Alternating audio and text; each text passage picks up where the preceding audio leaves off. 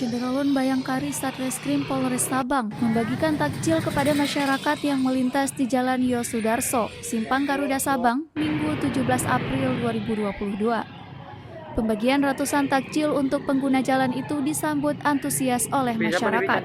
Kasat Reskrim Polres Sabang Ibda Rahmat melalui Ibu Kasat Reskrim Liza Rahmat mengatakan, kegiatan sosial membagi takjil untuk berbuka puasa merupakan suatu bentuk kepedulian antar sesama. Keinginan masyarakat untuk membeli menu buka puasa cukup tinggi dan memerlukan tambahan biaya ekonomi, sehingga aksi tersebut diharapkan bisa sedikit membantu masyarakat.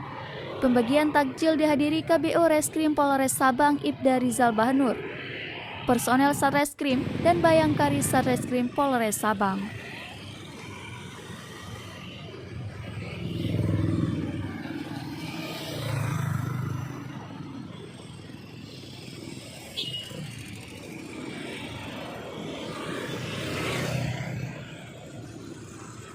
Dari Sabang, Aulia Prasetya, Serambi On TV.